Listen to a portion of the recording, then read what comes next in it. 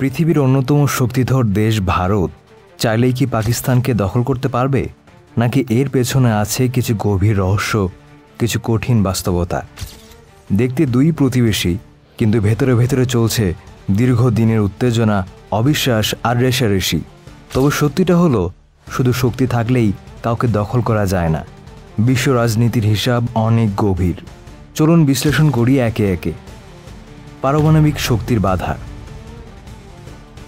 1998 সাল ভারত আর পাকিস্তান দুই দেশই প্রকাশ্যে নিজেদের পারমাণবিক শক্তি দেখিয়েছিল। এখনকার দিনে যুদ্ধ মানেই পারমাণবিক বিপর্যয়ের ঝুঁকি। ভারত যদি পাকিস্তানের ওপর সরাসরি আক্রমণ করে, তাহলে পুরো দক্ষিণ এশিয়া ধ্বংসের মুখে পড়বে। আর সেটা কোনো দেশ, এমনকি ভারতও চায় না। আন্তর্জাতিক রাজনীতি আর বিশ্বচাপ। যদি ভারত পাকিস্তানকে দখল করতে যায়, তখন আমেরিকা, চীন, রাশিয়া, বড় বড় শক্তিগুলো চুপ করে বসে থাকবে না। বিশ্ব অর্থনীতি, নিরাপত্তা আর সামরিক ভারসাম্যের কারণে বড় শক্তিগুলো বাধা দেবে।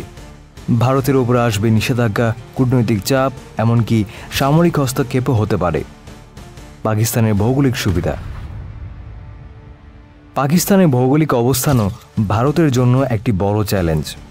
কাঠিন্যপূর্ণ এলাকা যেমন কাশ্মীরের পাহাড়, সিন্ধু আর বালুচিস্তানের মরুভূমি, এগুলো সামরিক অভিযানকে ভয়ঙ্কর কঠিন করে তোলে। শুধু সেনা দিয়ে এসব জায়গা দখল করা প্রায় অসম্ভব। জনগণের প্রতিরোধ আর গেরিলা যুদ্ধ। পাকিস্তান শুধুই একটি সেনাবাহিনী নয়, এটা একটা আবেগের দেশ।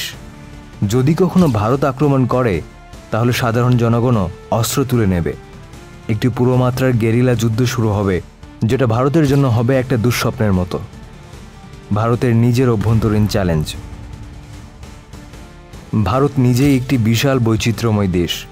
ধর্ম, ভাষা, জাতিগত বৈচিত্র্য, রাজনৈতিক প্রতিযোগিতা, এগুলোর সমন্বয় করেই ভারতের সরকারকে হিমশিম খেতে হয়।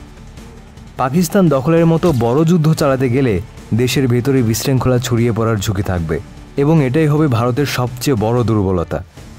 তাহলে কি ভারত কখনো পাকিস্তানকে দখল করবে না, নাকি ভবিষ্যতে কোনো নাটকীয় পরিবর্তন আসতে পারে? রাজনীতি হলো সম্ভাবনার খেলা, কিন্তু বর্তমান বাস্তবতায় দখল নয়, সম্মান আর শক্তি এখন আধুনিক রাষ্ট্রের আসল মাপকাঠি। আপনার মতে কি ভারত ভবিষ্যতে পাকিস্তানের বিরুদ্ধে বড় কোনো পদক্ষেপ নিতে পারে? কমেন্টে জানান আপনার মূল্যবান মতামত। আর যদি এমন আরও গভীর বিশ্লেষণ পেতে চান, তাহলে সাবস্ক্রাইব করুন আমাদের ইউটিউব চ্যানেল।